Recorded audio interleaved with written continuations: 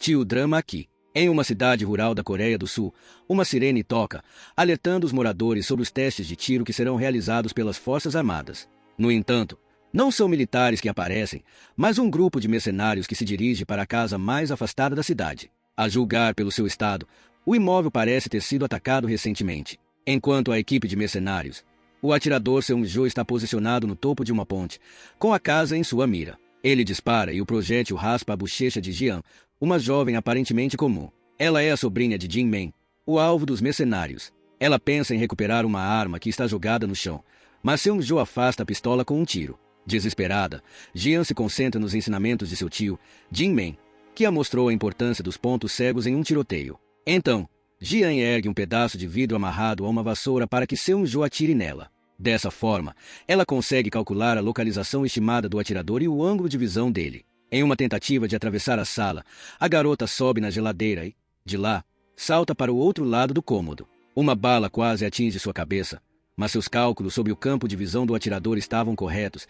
e ela aterrissa no sofá em segurança. Debaixo do móvel, Jian encontra um rifle de precisão que pertencia ao seu tio. Ela mira e dispara. Meses antes desse conflito, vemos Jian em uma delegacia, após ter agredido um assediador. Uma agente da polícia pergunta sobre seu tutor legal.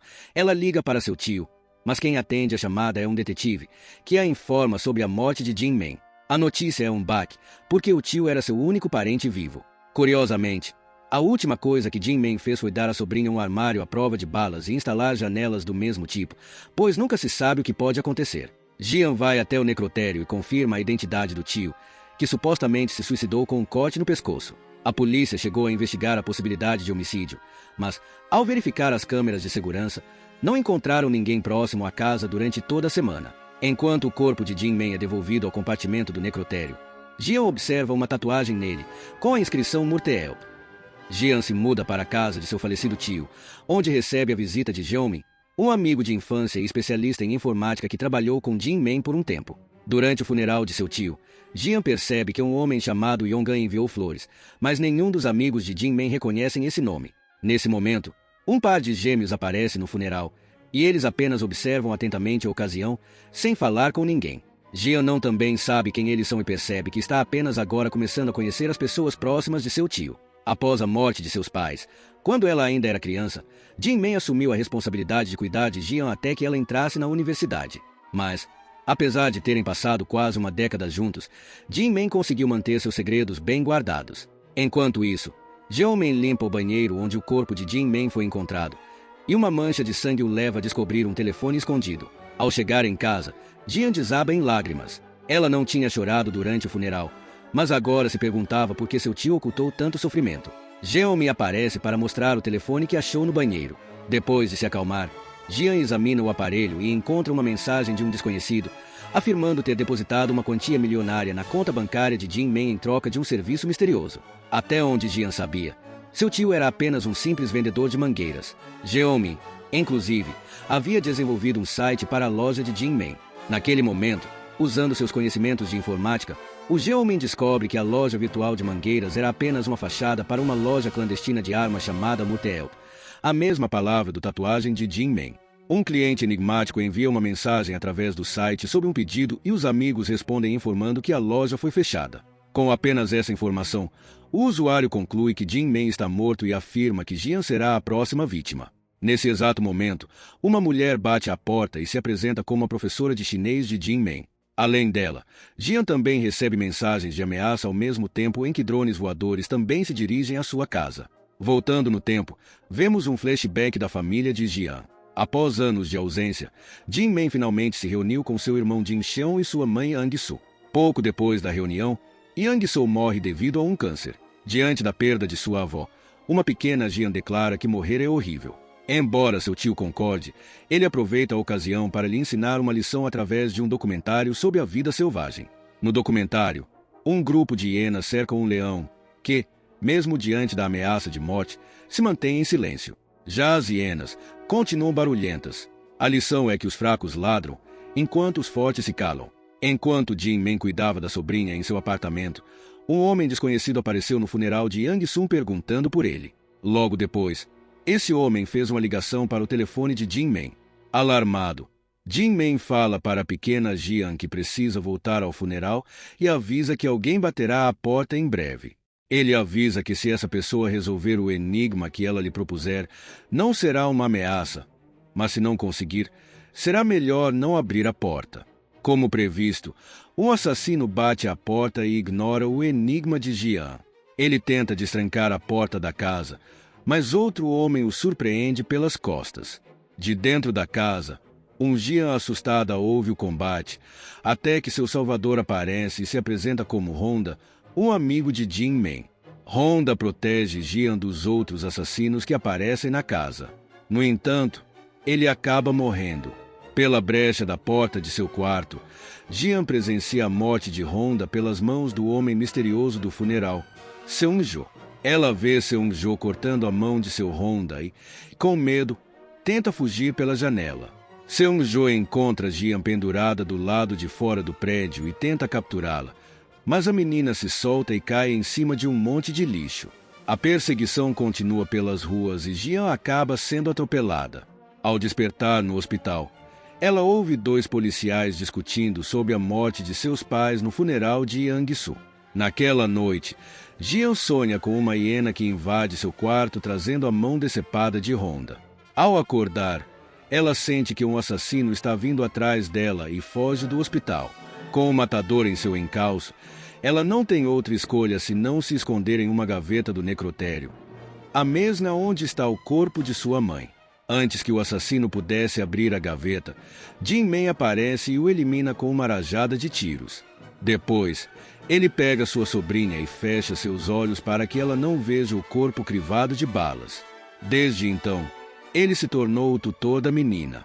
Na escola, Jian começa a sofrer bullying por causa de sua afasia, uma condição que a impede de falar, causada pelo trauma de perder seus pais. O único garoto que a defende e compreende sua condição é Jeonmi. Um dia, Jian se enfurece ao ouvir um garoto afirmar que seu pai teria assassinado sua mãe e depois cometido suicídio, como a polícia alegou oficialmente. Irritada, ela bate no garoto com uma cadeira. Como responsável pela menina, Jin-men é chamado para conversar com a direção da escola, mas ele prefere que Jian e ela resolva a situação por conta própria.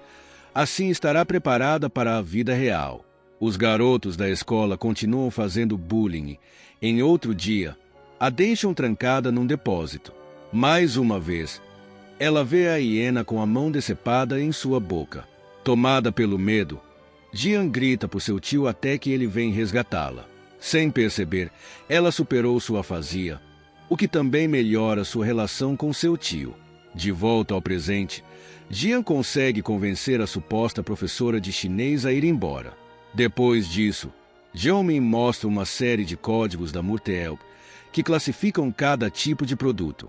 Pela classificação, as pessoas marcadas com o código verde devem ser protegidas pelos clientes da loja. As únicas pessoas com código verde são Jin-men e Jian. Pouco depois dessa descoberta, eles percebem que, enquanto alguns clientes terão a tarefa de defendê-la, outros tentarão se apoderar da loja, aproveitando a morte de Jin-men. Isso fica evidente com a chegada de vários drones armados. Jian e Jeonmin tentam fugir de casa, mas estão completamente cercados pelos drones, que destroem a janela à prova de balas. Jeonmin se esconde em um armário reforçado, mas o drone destrói a porta com uma bomba. Antes que a máquina atire no garoto, Jian o destrói com um estilingue que estava guardado em seu antigo quarto. Essa situação nos leva à adolescência de Jian, quando seu tio mandou reformar a casa para torná-la mais segura. Em vez de se mudar para outra residência durante a obra, ele decide se aventurar na floresta com sua sobrinha. No caminho para o local do acampamento, Jin-men machuca a perna, deixando Jian responsável por sua sobrevivência. Depois de se instalarem em uma caverna, ele lhe mostra em um mapa a localização do telefone de emergência mais próximo, a 5 quilômetros de distância. Antes da menina iniciar a jornada, Jin-men insiste em lhe dar um estilingue. Além disso, ele diz que, em caso de problemas, Jian deve gritar por ele, chamando seu nome 3 vezes. Talvez ele apareça magicamente. Foi assim que ele a resgatou na escola quando ela era pequena. Quando Jian começa sua caminhada, Jin-men se levanta como se nada tivesse acontecido e liga para um colega chamado Pazi, agradecendo pelas drogas que enfraqueceram seu corpo temporariamente. Depois de uma longa caminhada, Jian finalmente chega ao abrigo de emergência, apenas para encontrar uma matilha de cães selvagens no local. Ela fica paralisada de medo, principalmente ao ver que a hiena de seus pesadelos também está entre os cães. Cercada, ela tenta usar o estilingue, mas os animais atacam. Ela consegue usar uma pedra e se defender dos cães, mas a hiena continua lá, avançando lentamente. Isso a faz lembrar da lição de seu tio. Os fracos ladram, enquanto os fortes se calam. Com isso em mente, Jian faz outro disparo com o estilingue e a hiena vai embora. Os cães continuam a cercá-la até que misteriosos tiros espantam os animais. Ao virar-se, ela vê que seu salvador era Jin-men. A menina Jian suspeita da presença inesperada do tio, que responde que a própria natureza o curou e que o rifle sempre esteve escondido na caverna. Jian fica ainda mais indignada com essa resposta, pois significa que ele a enviou à floresta com apenas um estilingue. Mais tarde, Jian treina sua pontaria com o estilingue, mas quando pensa ter acertado o alvo, descobre que foi seu tio quem acertou a garrafa, usando uma arma de fogo. Ele não diz como conseguiu a arma, mas explica o funcionamento da pistola, peça por peça. Depois de dominar a montagem das armas, Jian pode começar a atirar de verdade. No presente, Jian destrói o drone que estava prestes a machucar seu amigo e os dois usam a porta do armário reforçada como escudo para se proteger dos outros disparos. O escudo é eficaz contra balas, mas Jian e Jeonmin ainda são atingidos pelo impacto das bombas contra a porta. Não muito longe dali, a suposta tutora de chinês observa o que está acontecendo e usa um rifle de pulso eletromagnético para desativar o drone que estava prestes a atirar nos jovens. Em seguida, ela invade a casa e, ao confirmar que Jeonmin não é um código verde, usa um sedativo para dopar o garoto. Jian tenta atirar nela com o estilingue, mas a intrusa rapidamente a domina e verifica que a menina é um código verde, confirmando seu parentesco com Jin-men.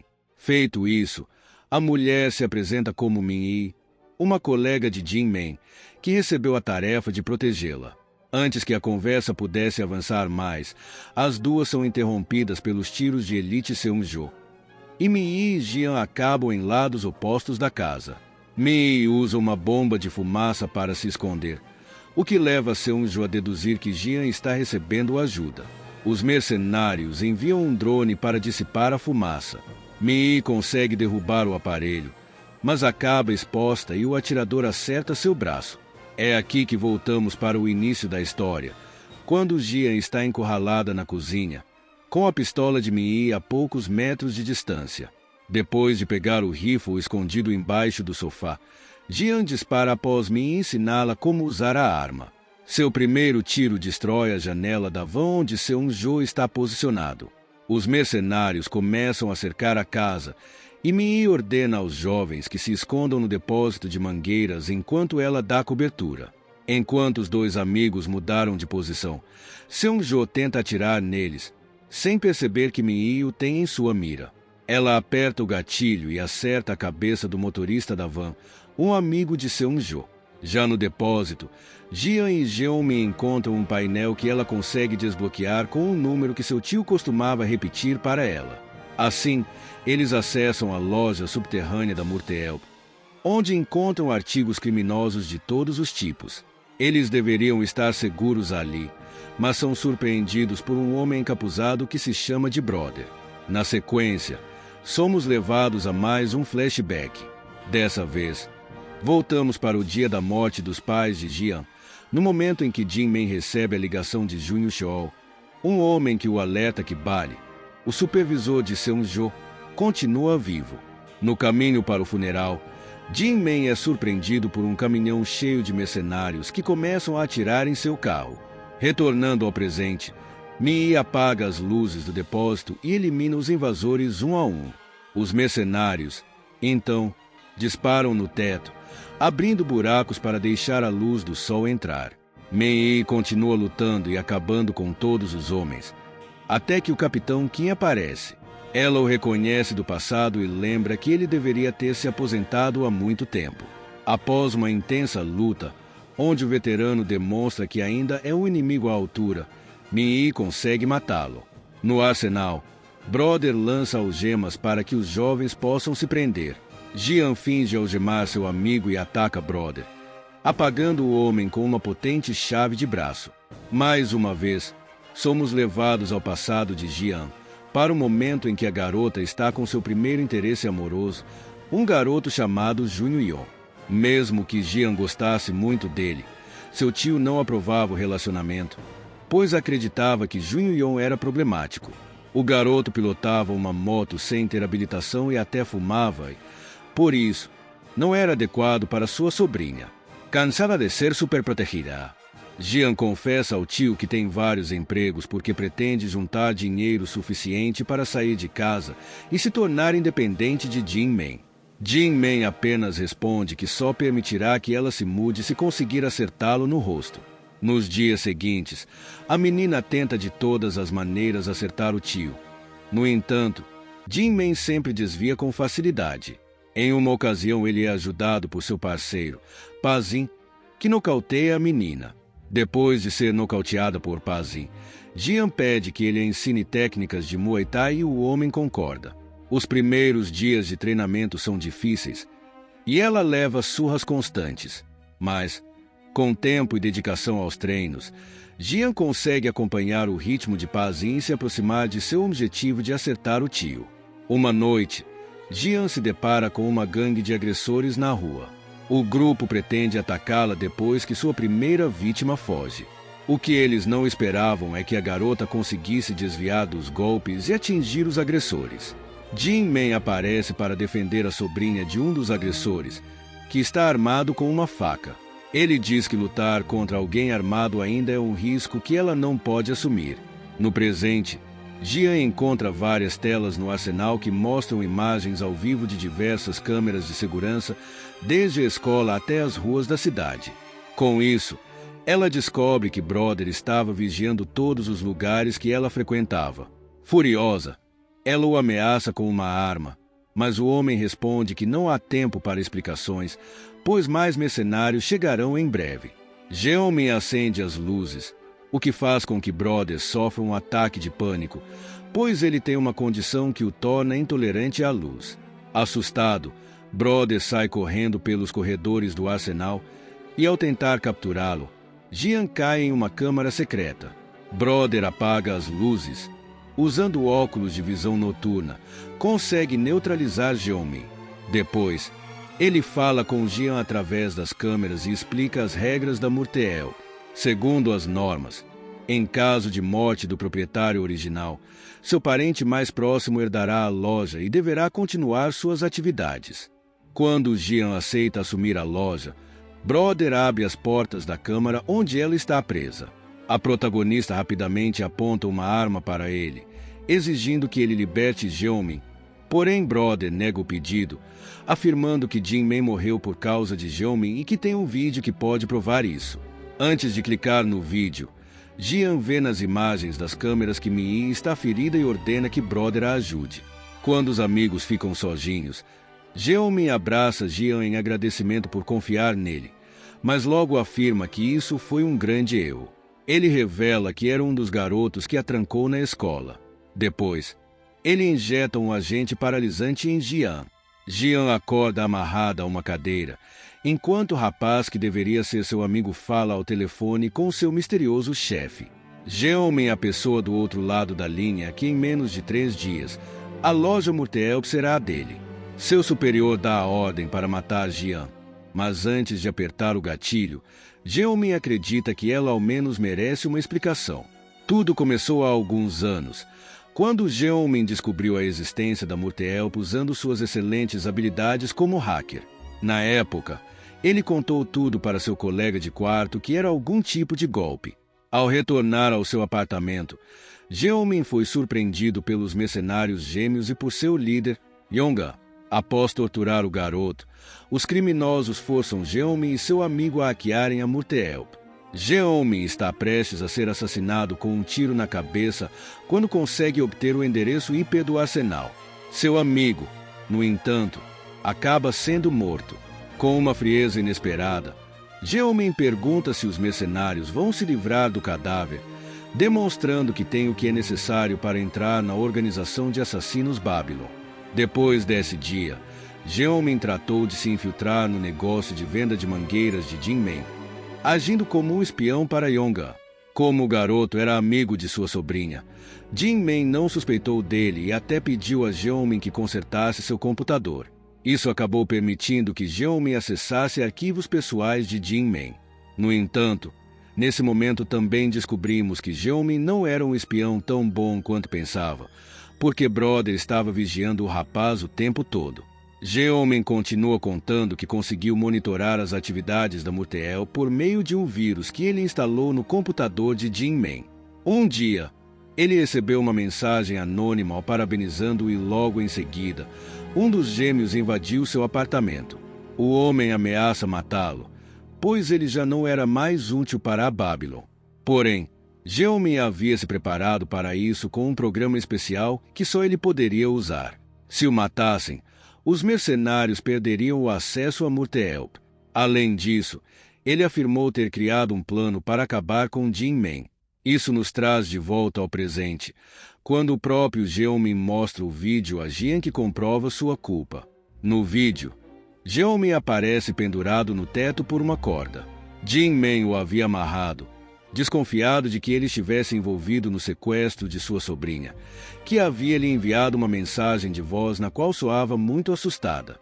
O Jeonmin que aparece no vídeo garante a Jinmen que a Babylon libertará Jian com uma condição: a morte de Jinmen. Após libertar o hacker e fazê-lo prometer que cumpriria sua palavra, Jinmen se tranca no banheiro e comete suicídio. Ele morreu sem saber que, na verdade, Jian não havia sido sequestrada. A gravação que o havia alarmado tinha sido manipulada por Jeonmin. Jian começa a chorar, triste e frustrada com toda a história. Mas segundos depois começa a rir do hacker, apontando que ele é apenas um peão para a Babylon, totalmente descartável. Furioso, Jeonmin usa a arma para ameaçá-la, o que era exatamente o que ela queria. Jian chuta o rapaz imediatamente e se liberta de suas amarras com uma técnica de Muay Thai. Ela foge, mas Jeonmin vai atrás dela pelos corredores.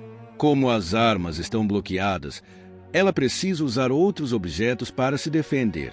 Ela lembra das lições dadas por seu tio e planta uma armadilha em um dos corredores. Assim, consegue pegar Jeonmin e o golpeia com fúria em nome de Jinmen. Do lado de fora, Seung-jo conta com o reforço de Kuma, um mercenário de elite da Babylon e um novo androide de ataque. Diante da nova ofensiva, Min-hee e Brother ativam as defesas da casa e se trancam no corredor.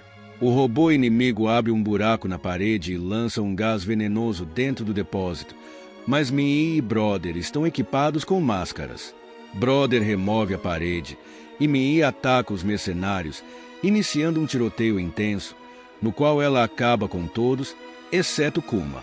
Quando ele está prestes a atirar em Min-hee, Jian aparece, lançando granadas em sua direção. Ele consegue sobreviver e dispara várias vezes em Min-hee. Jian tenta enfrentá-lo, mas acaba sendo dominada pelo mercenário. Antes que ele consiga matá-la, alguém apunhala Kuma pelas costas. Foi Pazin, amigo de seu tio.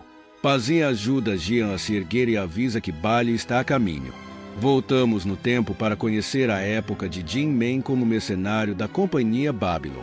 A organização recrutava ex-soldados esquecidos pela nação.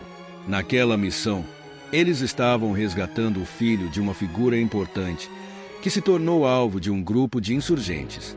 Enquanto Jinmen, Pazin e Junior Cheol protegem o garoto, Bali elimina os inimigos. Mas, em vez de eliminá-los rapidamente, ele faz os homens sofrer primeiro. Quando a missão termina, Bali desaparece, e Seung-jo envia um novato para procurá-lo. O rastro de cadáveres o leva direto até Bali, que executa friamente os civis da área. Bali e Seung-jo culpam o novato pelo crime e explodem sua cabeça para encobrir suas ações. Jinmen suspeita da história, mas não tinha escolha a não ser aceitá-la. De repente, o grupo é surpreendido por um menino armado, que Bali não hesita em fuzilar, pois, segundo ele, eles não podem deixar testemunhas. Por esse assassinato, Bali é levado a julgamento por isso, e Jin-men é convocado como testemunha. Ele havia feito sua própria investigação sobre o incidente, descobrindo que a arma do menino não estava carregada e que o novato foi morto com uma bala da Babylon. Mesmo assim, Jin-man se recusa a testemunhar contra Bali no julgamento depois que Yongan lhe lembrou o quão valioso alguém tão brutal quanto Bali era para sua organização. Jin-man aceita isso com a condição de que ele e Bali nunca trabalhassem na mesma missão. Yongan, no entanto, quebra essa promessa pouco tempo depois, com a desculpa de que precisa de seus 2 melhores homens em uma tarefa. A nova missão consistia em capturar o maior traficante de drogas da China, e o fracasso não era uma opção, pois a Babylon enfrentava uma grave crise econômica. Durante os preparativos da missão, Jin-men enfatiza a Bali a necessidade de capturar o alvo com vida. No entanto, uma vez que eles entram na fortaleza do traficante, Bali decide dividir seu esquadrão. Eles encontram alguns dos homens do traficante. Depois de imobilizá-los, Bali entrega uma faca a um deles. Dessa forma, ele poderia justificar a morte do inimigo como legítima defesa. Em outro lugar da fortaleza, Jin-men e Pazin capturam o traficante em seus aposentos e encontram um par de sapatos femininos. Paralelamente, Bali e os gêmeos percebem que, durante a chacina, também mataram uma mulher que estava escondida. Logo em seguida, encontram uma sala cheia de mulheres assustadas. Elas imploram por ajuda, mas Bali responde jogando uma granada nelas. Ao ouvir a explosão e ver os corpos, Jin-men e seus aliados confrontam o esquadrão de Bali, que desafia Jin-men a atirar. Apesar de sentir vontade, Jin-men abaixa sua arma e promete denunciá-lo a seus superiores. Enquanto os mercenários colocam bombas na fortaleza, Jin-men encontra uma prostituta escondida no armário do narcotraficante. Era Min-yi. Os mercenários, já fora do prédio, ativam o temporizador das bombas. Ao mesmo tempo, Jin-men ajuda Min-yi a fugir. Os dois encontram Bali no caminho, forçando Jin-men a enfrentá-lo de uma vez por todas. Após uma intensa luta com facas, Jin-men fica à mercê do assassino. Porém, Min-yi atira no olho de Bali. Jin-men pega uma arma para eliminar o inimigo e Bali o ameaça. O assassino diz que se Jin-men deixá-lo viver, Bali matará todos que Jin-men ama antes de finalmente matá-lo. Jin-men tenta atirar em Bali, mas seu revólver está sem balas. E com as bombas prestes a explodir, ele é forçado a fugir com Min-yi. Após esses acontecimentos, Jin-men inventou uma história sobre a morte de Bali e decidiu sair da Babylon. Insatisfeito com a versão dos fatos, Yongan ordena que Jin-men seja discretamente vigiado. Após 8 anos de ausência, Jin-men finalmente volta para sua família e se conecta com a pequena Jian. Por outro lado, uma sessão de tiros de Seung-jo é interrompida por Bali, agora com o rosto marcado com cicatrizes. Mei foi enviada por Jin-men para ficar com seu amigo Honda. Durante sua estadia, Min-yi começa a se interessar por armas. Quando Jin-men visita a casa de Honda, Min-yi o abraça, emocionada, e agradece mais uma vez por salvar sua vida. Honda então sugere que eles trabalhem juntos em uma loja online, algo em que já tem experiência, graças ao seu irmão mais novo, um gênio da informática que nunca sai de seu quarto por medo de luz. Na sequência, a mãe de Jin-men, doente no hospital quando recebe uma visita de Bali. Junto com Seung-jo e seus antigos aliados de Babylon, Bali arquitetou um plano para eliminar Jin-men como vingança por tê-lo deixado para morrer. O primeiro passo é matar a mãe de Jin-men e reunir sua família em um só lugar. No funeral, Jin-men comenta que a morte da mãe foi muito repentina, mas seu irmão culpa a doença e acha que é tarde demais para Jin-men demonstrar preocupação. Vendo a sobrinha entediada, Jin-men decide levar Jian para casa, e assim que saem do estacionamento, Bali e seus homens chegam. Seung-jo se apresenta a Jin Cheon e sua esposa como um amigo de Jin-men. Ele leva o casal para o telhado, onde Bali espera para matá-los e encenar o crime como um ato passional. Poucos minutos antes da morte de seu irmão e sua cunhada, Jinmen recebe uma ligação de Junho Cheol, que se recusou a participar do assassinato, avisando sobre o plano de Bali. Assim, Jinmen convoca Honda e pede que proteja sua sobrinha e volta para o funeral. No caminho, ele é interceptado por um esquadrão de mercenários de Junho Cheol, cuja família foi ameaçada por Bali para que colaborasse. Quando o revestimento à prova de balas de seu carro está prestes a ceder, Jinmen surpreende os mercenários com uma metralhadora e depois derrota o traidor Junho Cheol em combate corpo a corpo. Após o combate, Jinmen procura Pazin para tratar seus ferimentos. Ao mesmo tempo, alguns mercenários invadem a casa de Honda em busca de Minyi, uma testemunha que poderia incriminá-los. A mulher recebe os mercenários com tiros. Quando Jinmen se recupera, Pazin lhe entrega uma arma e pede que ele vá embora, pois não quer se envolver em sua vingança. Yongan ordena que Bali pare, mas garante que Babylon cuidará do resto. Isso leva a organização a perseguir uma pequena Jian no hospital. Jinmen, após resgatar a sobrinha, encontra Bali no corredor, mas aproveita a multidão de civis para desaparecer com a menina. Yongan recebe uma visita inesperada e Jinmen em sua casa. Jinmen diz que já perdeu muitas pessoas queridas e não quer perder mais ninguém. Ele jura que não irá se vingar se o deixarem em paz. Para proteger o que resta da sua família, Jinmen começa a desenvolver a loja Murtel, com a ajuda de Pazin, Minyi e o irmão do falecido Honda, Brother. Enquanto Brother organiza o arsenal, Pazin ensina Muay Thai a Minyi. Assim, Jinmen cria um escudo ao redor de Jian com o código verde. No entanto, apesar da promessa de não se vingar ter afastado a Babylon, mas Bali não desiste. Então, Jinmen passa a ensinar a sobrinha a se proteger. No presente, Pazin tenta retirar as balas do corpo de Minyi. Não muito longe, no túnel secreto que leva à loja, Brother encontra um fio acoplado à parede, que cheira a pólvora. Enquanto isso, Jeomen continua pendurado de cabeça para baixo e, ao ver que não há mais perigo, dá um jeito de se soltar. Depois, ele se dirige ao computador com a intenção de demonstrar tanto a Jian quanto aos mercenários todo o dano que ele é capaz de causar. Brother avisa a seus companheiros que não podem retornar à loja devido ao protocolo de reinicialização. Durante os 14 anos de existência da Murtel, sempre houve um gerente, seja Jinmen, Brother ou, recentemente, Jian. Como agora nenhum deles está presente, o protocolo de inicialização que dura 24 horas foi ativado automaticamente. Enquanto tenta interromper o processo, Brother descobre que Jeomin acessou o servidor da loja. Os aliados discutem os próximos passos, quando o androide de Seung-jo se levanta e os ataca com uma explosão sônica. Pazin ordena que Jian se esconda no banheiro junto com Brother.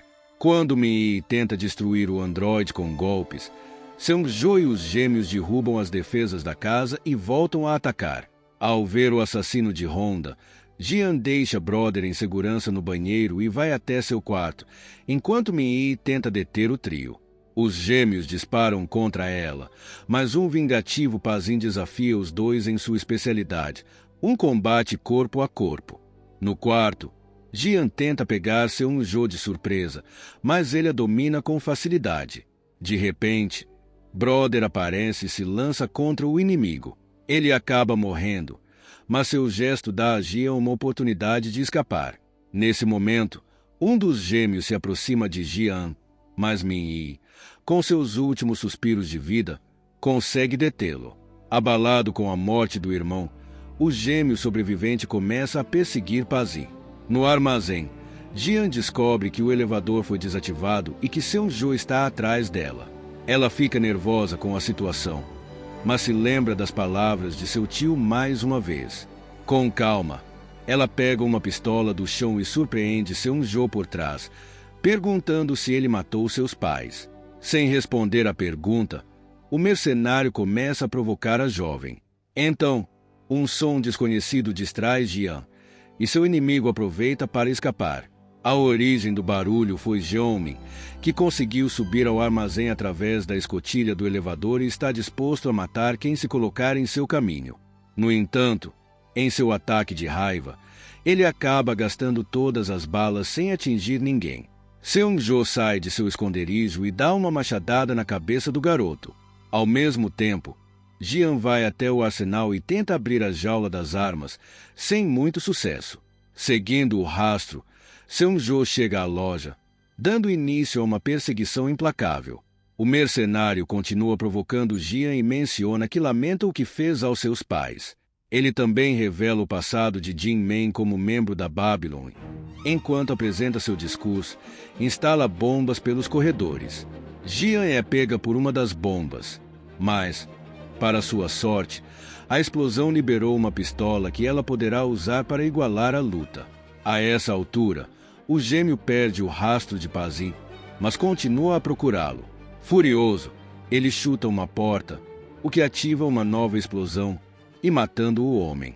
O barulho acorda Brother, que foi salvo graças a sua prova de balas. Paralelamente, Pazin percebe que Min-Yi ainda está respirando. Na Murteelp, Jian investe contra Seung-jo com uma empilhadeira. O mercenário consegue desviar, mas seu movimento ativa uma bomba que o joga sob barris de gasolina abertos por Jian. Apesar de ter atingido Seung-jo com seu plano, Jian está tremendo enquanto segura uma arma. O homem pergunta se ela nunca atirou em alguém antes. Ela diz que não e logo em seguida, ela atira no rastro de gasolina, incendiando Seung-jo. Infelizmente, as chamas ligam os sprinklers, impedindo que o homem fosse gravemente ferido ou morto. Com essa reviravolta, Jian é obrigada a apertar o gatilho para eliminar a ameaça definitivamente. Pouco depois, Brother desce até a loja e desativa o protocolo de reinicialização. Lá, ele descobre que a Babylon colocou um preço em suas cabeças, atraindo mais mercenários para o local. Diante dessa situação, Jian envia Brother para receber os mercenários, armado com um colete-bomba, para que eles não atirem. Ela usa os alto-falantes para se apresentar como a nova dona de Murteelp e oferece um presente aos seus antigos clientes, a cabeça decepada de Seung-jo. Ela oferece uma trégua em troca da manutenção dos códigos de clientes e descontos na loja. Caso contrário, se continuarem tentando tomar Murteelp, todos morrerão. Os mercenários aceitam o acordo e recuam. Com o fim da batalha, Jian passeia pelos destroços da casa destruída de seu tio, sem encontrar Pazin ou Min-Yi. Em vez disso, ela vê um ônibus se aproximando da casa e pensa que mais inimigos estão chegando. No entanto, quem aparece é um conhecido do funeral de Jin-men, que traz o código amarelo, o que significa serviço de limpeza. Ao amanhecer, quando os agentes de limpeza terminam, outro carro se aproxima da propriedade e, de dentro dele, surge Jin-men. Se você assistiu esse drama até aqui, deixe um like no vídeo. E se quer mais recaps de dorama, se inscreva no Tio Drama.